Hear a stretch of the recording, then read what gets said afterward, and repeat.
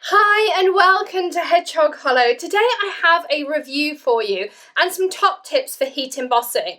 So there are so many different embossing inks on the market and you've seen me in videos use a variety of different ones. And today I want to show you some of my favourites and the differences between them. Not all glue inks are created equal, and the days where we just had VersaMark as an option are long gone. There's so many different ones. So I have a selection of 5 here that we're going to have a look at. And then I'm going to give you some of my top tips for heat embossing as well. So let's get started.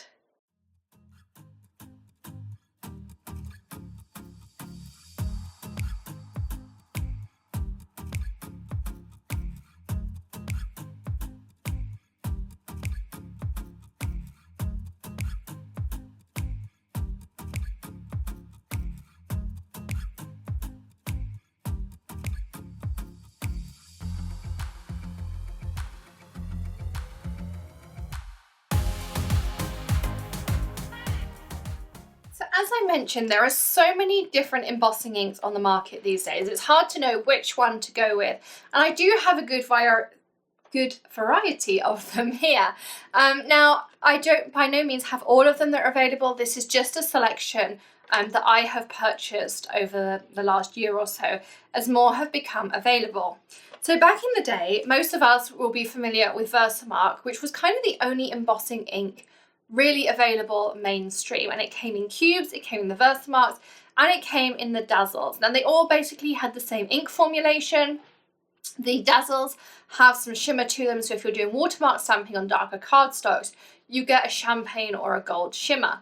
Now we'll probably all have pads that got a bit dirty, so stamps that already maybe had a little bit of black residue on them, you tended to transfer across onto the VersaMark. Next one that really became available was the clear resist pad from Ranger. This VersaMark has a sponge base, and they did always tell you to keep it stored upside down. I can't say I ever did and never had any issues with it, but I know lots of people do use it upside down. So this one has actually got a solid base. It's more like the Distress Inks base on there. And again, so that one is also available.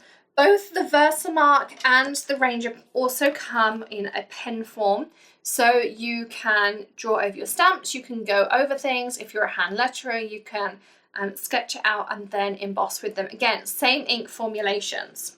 More recently, we've had some more options though. So the Nuvo Clear Mark, you'll know I use lots of. And so again, this has got a sponge base in it. So really love this one.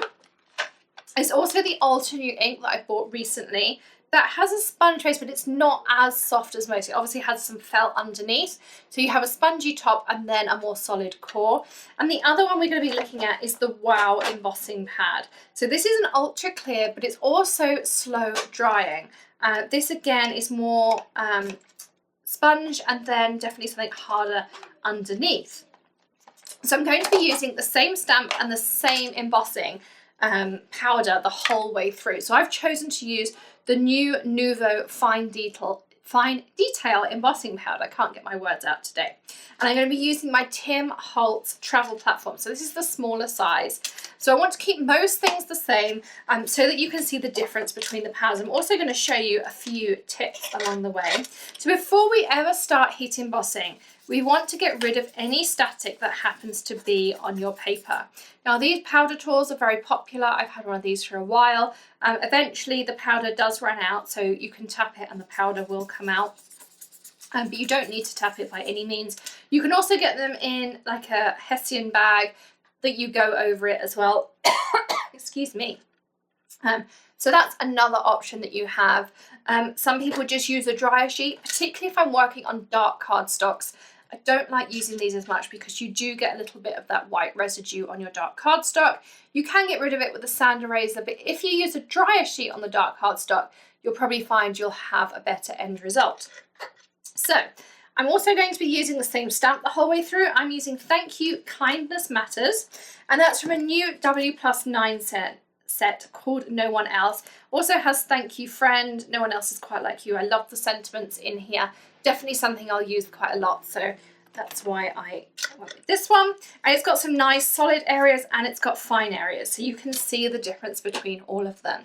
So let's start with VersaMark. They can all be used as a watermark pad, so they all work in exactly the same way. They're all a glue ink formulation that you can use on darker cardstocks to give you that watermark.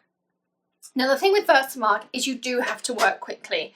It doesn't allow for you to really kind of walk away, get your embossing powder, have a cup of coffee, which I do like to be able to do.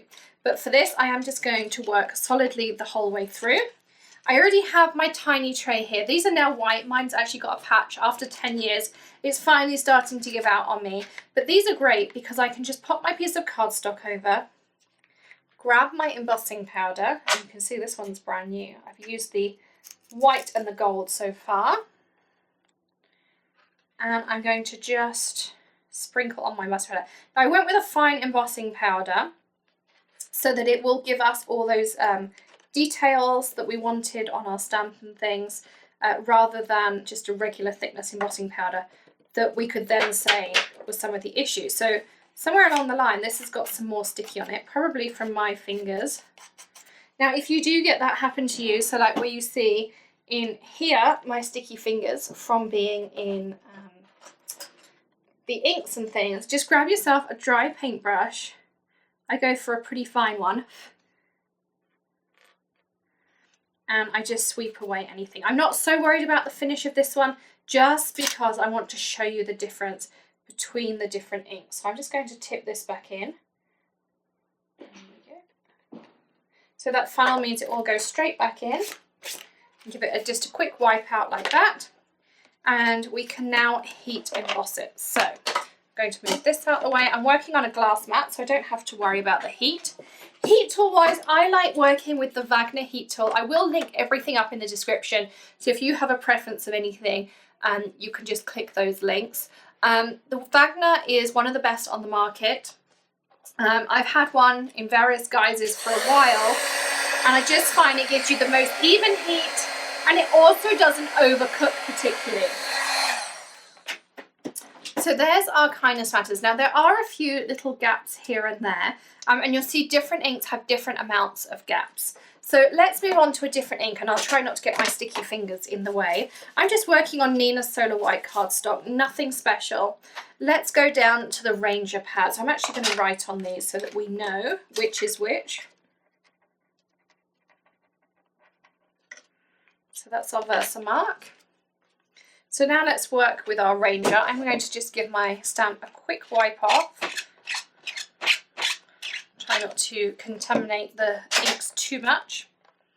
Now, I can't say there are huge differences between each ink. I will point out a few different things when we go through each one. So this Clear Resist pad is very much like the VersaMark. You have to work reasonably quickly. I'm just going to press that down. And again, we're going to grab our fine detail powder. I will do a separate comparison on different powders. I don't want to alter them in this video because I want you to be able to see the difference between the inks rather than through the different powders. There is also another video I'll link up for you that's all about just general embossing tips and things on there. My mistake, I did not use my Deactivator tool, but I seem to have got away with it this time. So you'll notice with the Ranger pad, mine is not the newest, but I've always found that it doesn't give you the same level of adhesion as you get with something like the VersaMark or some of the other pads. So let's heat this. And you can see there it's not as sticky. You would have to do 2 coats. I will get on how to do 2 coats later on. I just want to go through all the different pads with 1 coat, and then we'll talk about how you add second coats and more. So again, let's just wipe this off. And I'm going to go with the Nuvo Clearmark next. So the Clearmark is a Tonic Studios pad. It's Nuvo, like your Nuvo drops, your mousses, all those kinds of things. And so again, I'm just inking up my stamp. Haven't used my Deactivator again, but I'm hoping I'm going to get away with this. And then grab my tiny tray. And again, I'm going to just sprinkle on my powder. So you can see there I've got a really nice thick layer, more like the VersaMark. Let's get rid of any excess. I do have one for coloured and one for white embossing powders, just so that when I'm using white, I know it's going to be a nice pure white. So here you can see you've got a really nice, fairly solid image, much better than I would say either of the VersaMark or the Ranger pad. So this is Nuvo. And I am, as I say, going to show you how to get a thicker coat if you want something more solid. There's also an opportunity for you to mix colours and things, so I'll show you how to do that once we've gone through these. Let's try the Altenew pad next. So let's get back into our best practice. Let's put our Deactivator down. This removes any static. You're working with a very fine powder. Any little bit of static is going to hold up the embossing powder. So again, I'm stamping out here. This is the Altenew Embossing Ink. You can, of course, emboss with pigment inks as well. You don't necessarily have to use a glue pad, but I know many of us do. So again, just pop your embossing powder down. I've just missed a little bit on this edge. And then what you'll hear me doing is just giving my pieces a flick. It gets any excess off of there and make sure you have a nice solid image. I also like working with the Nuvo. I really like those spongy pads. And because I'm using a stamp platform, I'm not going to get any over ink on the edges like we used to get when we used acrylic blocks. If you'd over ink, sometimes you get little lines around the place. You don't get that by using any kind of stamp platform. So there we've got a reasonably good coat. There are a few little spots here and there. I'm going to get some macro shots at the end. I know looking down on the top down, it looks really good. I don't suppose you can spot much of a difference between the two of them. A lot of it will be down to personal preference. So this is the Altenew. And Altenew, of course, have their own range of powders, as do Tonic, and as do Wow. So all of these companies also have their own range of powders. Powders, again, are something that's all about personal preference, and I will do that in a separate video. But we'll call this the Embossing Ink test. And being engineers, of course, you always have to have your control of just changing one aspect for each experiment. So the Wow pad is extremely sticky. It's by far and away the stickiest I've ever used. The other thing I really do like about it is you could walk away and you could leave this overnight and it's still going to be sticky the next day. Not as sticky as it was originally, but it's definitely still got adhesion and you could clearly heat emboss. So if the kids call you, you have to go and sort out something and you come back to it, this Wow is not going to dry on you. The Nuvo is also not going to dry on you too quickly. The Altenew dries a little bit quicker, but it's just something to be aware of that the Wow definitely lasts the longest. So again, I'm just using that funnel to pop all my embossing powder back in there, and I just dust out the few little bits that are left. So let's heat this one up too.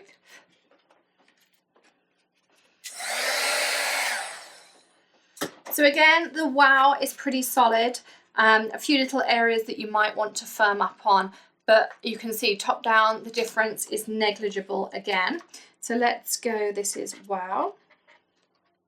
And the final thing I want to do is showing you about applying numerous coats. So again, let's take another piece here. I'm going to go back to my Nuvo for this one. So this happens to be my preference. I like the amount of sticky you get. I like the formula. I find it works really well for me.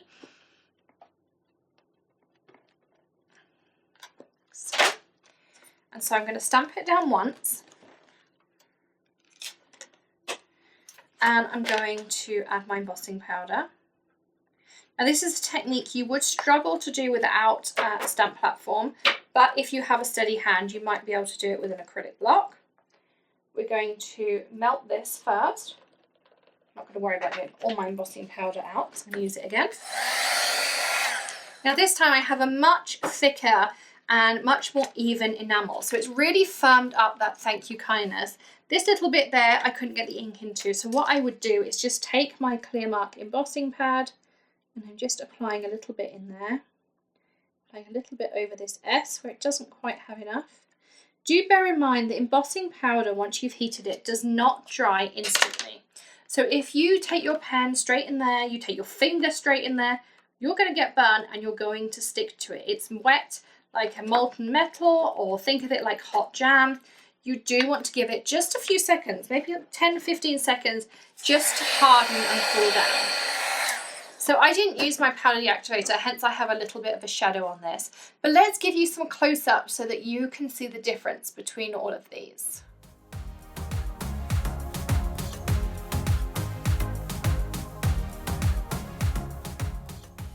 So this is the VersaMark piece, really nice and fine using that fine embossing powder. I tend to prefer any sentiments using a fine embossing powder so that you get all the detail in the thinner places.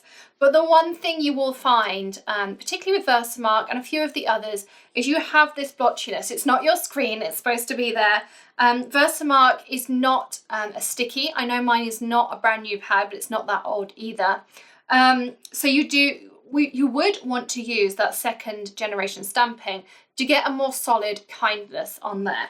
If we look at the Ranger side, so this is that Ranger pad. You can see mine may not be as sticky as it should be, but I've always found this with that Ranger Watermark pad is that I have to stamp 2, maybe even 3 times on my sentiments to get something really nice and solid. Even on this thank you, you can see it's nowhere near as thick and solid if I put that VersaMark next to it as well. So I've never been a big fan of the Ranger pad. I know a few of you use it and love it, but it's not my favorite at all. Now onto some of the newer ones. This is the Nouveau Pad. So we do have a little bit of blotchiness. You probably only really see it when you're this close up in the macro, which is why I wanted to do these close-up shots. We've got lovely solid thank you here and matters here at the bottom. There's a little bit of excess powder around because I didn't use my little deactivator like I should have done. Overall, a really great result, I think. And if we compare it with the Altenew, you get a very similar finish. Still a little bit of blotchiness in these areas here. Nice, solid, thank you and matters. So if I put them side by side, you can see there pretty much for muchness. If I was to these to be really solid, I would do that second stamping that I showed you as well. So they're those two side by side. Again, I'm going to grab the Wow, which is our final one. Really nice, solid, a little bit of patchy still on the S's, and here on the K, I'd want to fill in. Really nice, solid thank you, and a nice matters as well. If I put that side by side with the Nuvo, again, you can't see much of a difference between them. So the Altenew, the Nuvo, and the Wow really do give very similar results. It's all about personal preference. The Wow is great because you can walk away, you can put the kids to bed, you can come back, and it's still going to be sticky. All of them will give you a really nice thin sentiment. If you've got something this bold, either use a thicker grain embossing powder. Nuvo does some great ones that coordinate the fine and the thicker in the same colours. Or you could do that second generation, which if I grab mine here, again, I didn't use that powder deactivator, so you can see some excess powder around, but that kindness is really, really strong. So I used the Nuvo on that, and I just stamped it out a second time, and you can see how smooth and glossy that is. You could, of course, mix different colours, as I mentioned, silver and gold, black and gold, that would give you some more mottled effects, and you can get some really cool ideas. And we'll be exploring embossing powders in a future video as well.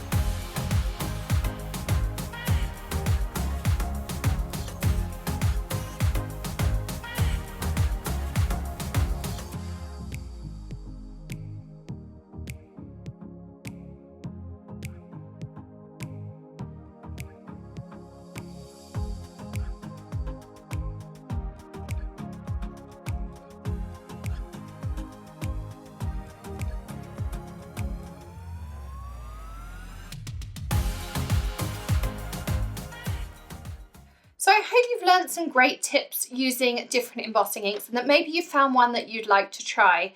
Absolutely, they all work and some may work better for each of you. As I say, my preference is probably with the Nuvo. I know lots of us have the VersaMark because it used to be one of the only ones available, but the Wow and the Altenew are also really great options. I'll also link up the new Nouveau Fine Detail Embossing Powder. It comes in about half a dozen colours, and also the Powder Deactivator, one of the best tools you can have. I use it for all sorts of things, and you're definitely seeing it be used lots on my channel if you watch other videos. If you've enjoyed today's video, please do give us a thumbs up, and also don't forget to hit that subscribe button or stamp it if you prefer. I'll be back very soon with some more tutorials. We'll also be talking about different embossing powders very soon, and I hope you'll join me for that then. Happy stamping! Bye!